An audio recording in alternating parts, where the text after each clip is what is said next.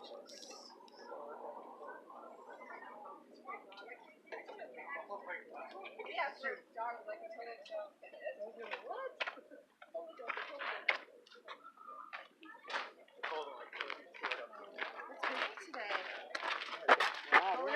able to find parking.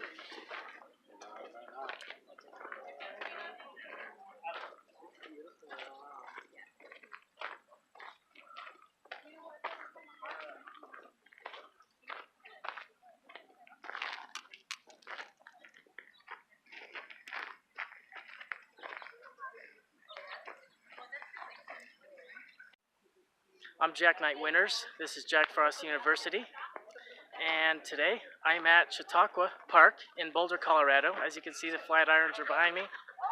Beautiful flat irons. And this is I'm right on the path here to the entrance up to those flat irons. And so Chautauqua has an interesting history. Chautauqua started off about 100 years ago as a think tank. It was a place where a lot of enlightened people would show up and participate in a lot of festive events. They had a lot of festivities. It was a very festive place to be. But it was where a lot of bright minds, a really large amount of bright people came together to discuss what was going on in the world and how to make changes in the world. And these people were very conscious. They were very woke. They were very alert. We're just a really interesting group of people, and so that's what makes up Chautauqua. The history is very interesting if you look into it, and now it's a tourist destination. But those are the flat irons behind me, specifically that right there over my shoulder. That's what we call the flat irons here in Boulder.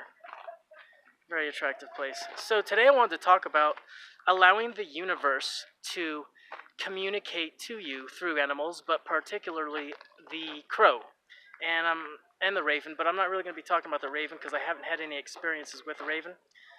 The universe has at this point only spoken to me using crow, and so today I'm talking about crows. Now, so I grew up as a Christian, and I bring this up a lot because, Christianity is kind of losing a lot of numbers, and I see a lot of people becoming awake, spiritually awake. They're waking up, their consciousness is waking up, they're taking note of religion, and I don't think in the future people are going to want too much to do with religion. It's very oppressive, and it's very unnecessary. I mean, if you look back at some of the people that started these Christianity. I mean, if you look at the Vatican, there's some pictures of the Vatican, 1871, the first picture ever taken of a pope, and he just looks like an Italian gangster. There's no spirituality to that guy at all. He just dresses up in a suit and a costume.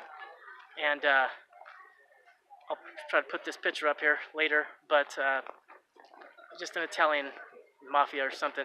Italian gangsters started the Vatican. So they're not so holy after all, and people are waking up to this. So I wanted to discuss another way that the universe or the God can speak to you, and that's through animals, and it's through the crow, and that's what I'm talking about today.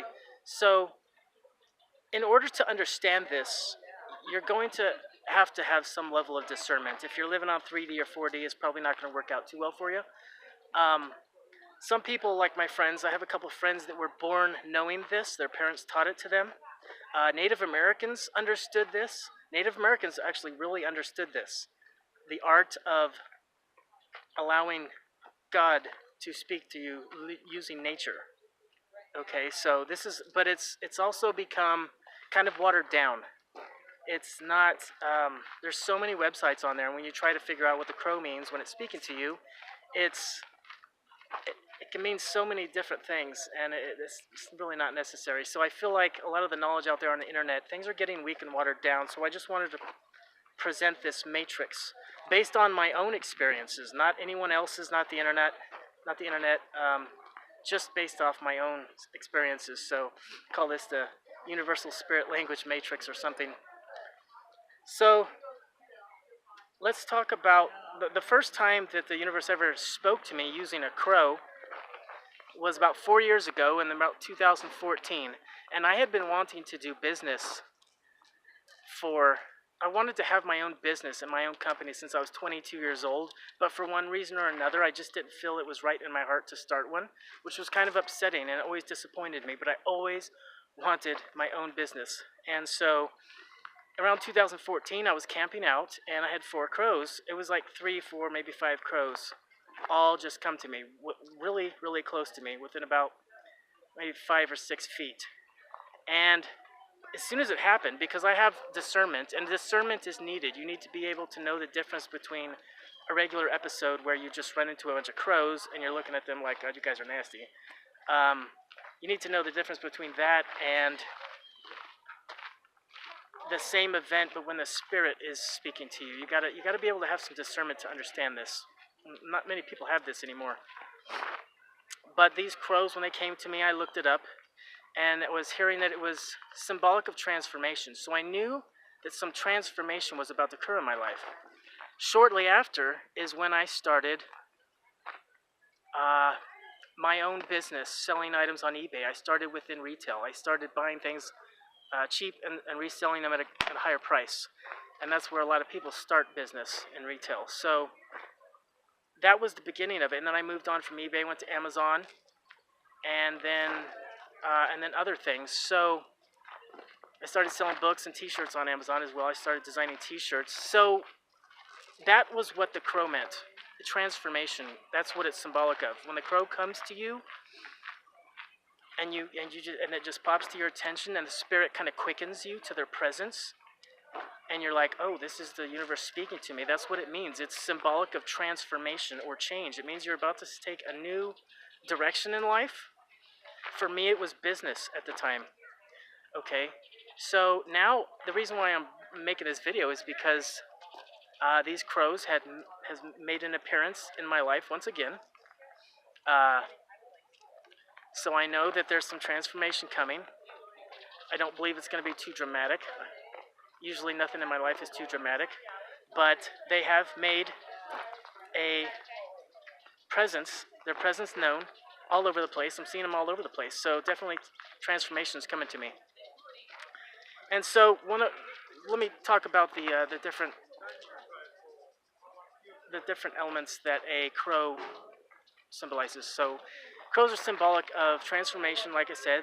They're symbolic of death and rebirth, okay? That means the passing of the old and an ushering in of the new.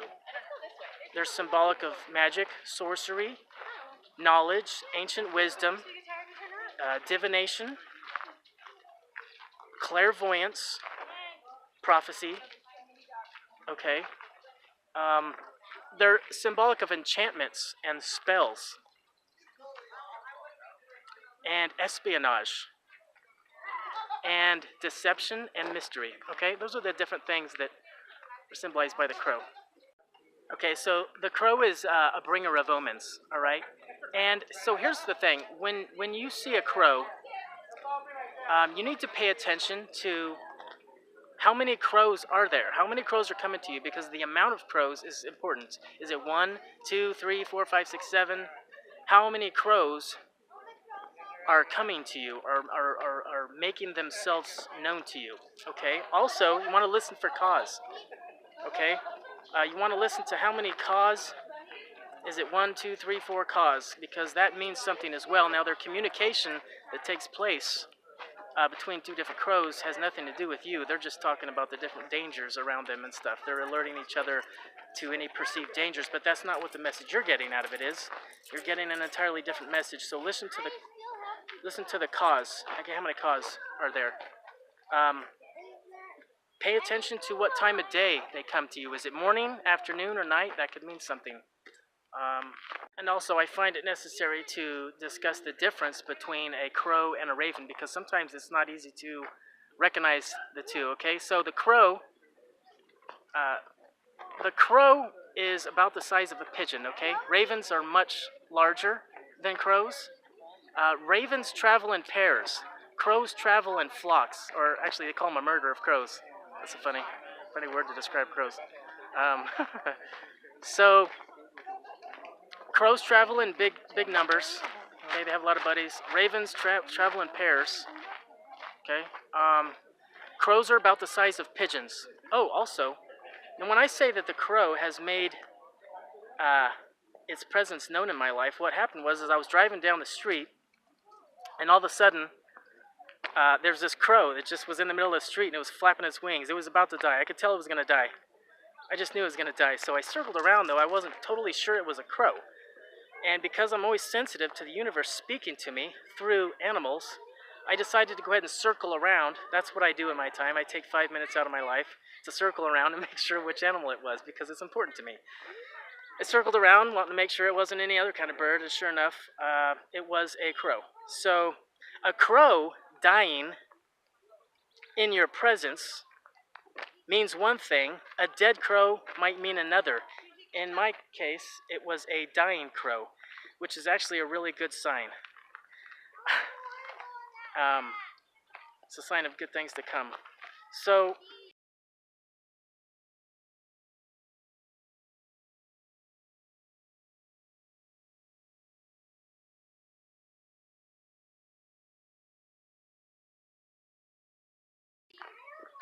again, the differences between crows and ravens, because you'll need to know this, is that, again, their size. Also, you need to pay attention to the calls that they make, because crows make cawing sounds.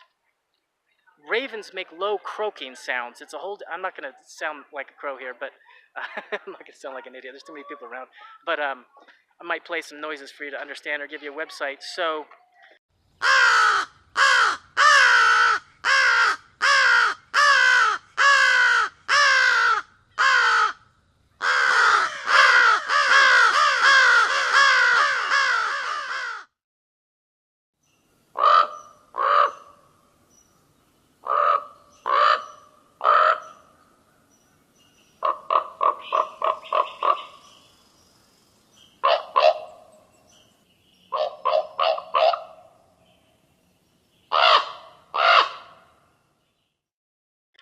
Ravens make a low croaking sound, okay? Also, you can tell by their strut sometimes.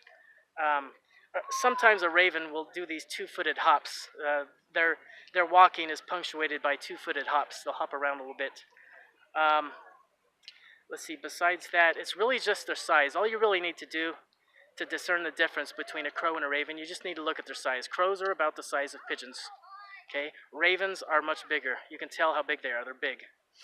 Also, their call. That's really important too. So those are two different messages. So that's all I have to say about that right now. That's all I have to say about allowing the universe. Now keep in mind, if you allow the universe to speak through you using animals, then it will. But if you tell yourself, no, that's not possible, well, then it's not going to be possible for you. But if you keep your heart open and you ask, hey, can you speak to me using animals, using nature, using stones? Because it's exciting, okay? It's just like using a biblical scripture. You know, sometimes you open up the Bible or any other text and you're reading through the pages, and for months at a time, nothing may really pop out at you. I mean, you're digesting the content, but nothing really, the Spirit doesn't quicken you to any particular scripture. But once in a while, you'll notice the Spirit will quicken you to a scripture. Well, it's the same thing with crows. You'll see crows all the time, and usually they look nasty, and you're looking at them like, God, you guys are nasty creatures. Fucking weird freaks of nature. But then other times, the Spirit quickens you to their presence, and you can just tell that the universe is trying to give you a message, okay? So, it's really exciting. Odin was known to have a couple ravens speak to him. He was really strongly associated with crows and ravens in particular. I would imagine that ravens are more symbolic of great wizards, great magicians, and crows were maybe symbolic of the medium class magicians, okay? Maybe the apprentices or the adepts. All right, hope you enjoyed this show. Hope you enjoyed the Flat Irons.